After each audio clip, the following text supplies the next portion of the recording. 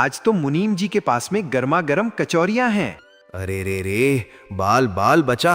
अरे वाह, क्या बात है।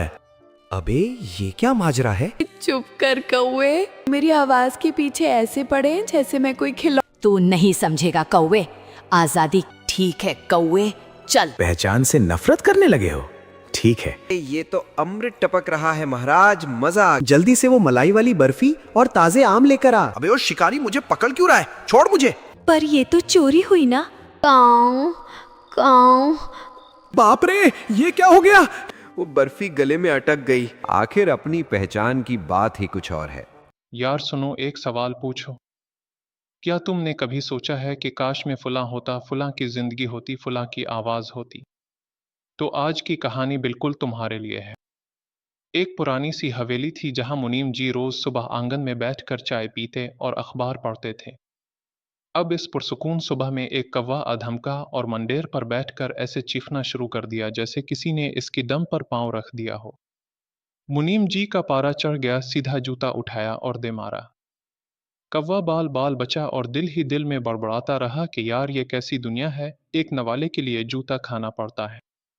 थोड़ी देर बाद कोयल आई और उसने ऐसी मीठी तान छेड़ी कि मुनीम जी का दिल बाग बाग हो गया।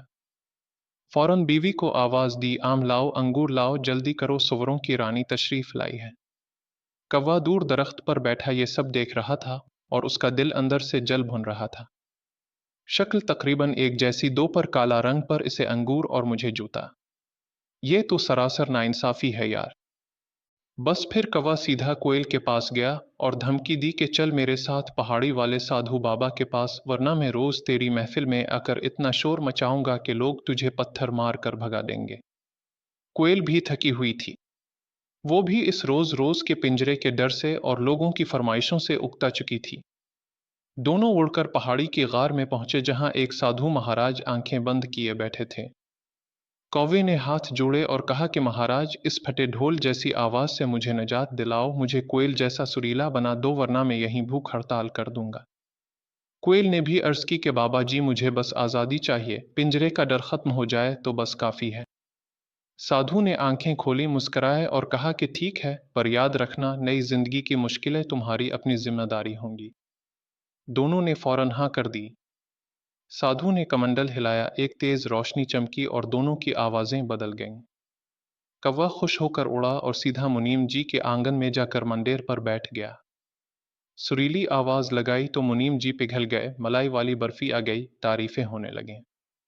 कौवा अंदर से फूला नहीं समा रहा था, पर यह खुशी बस चंद लम्हों की थी, क्योंकि हवा में एक जाल लहराया और कौवे को दबोच लिया। शिकारी खुश हो गया और बोला कि आज तो 500 रुपए पक्के हैं, शहर के सेठ को बेचूंगा इस सुरीली कोयल को। कौवा पिंजरे में बंद हो गया और चीखने लगा, पर सुरीली आवाज में गाली देना किसी को समझ नहीं आ रहा था।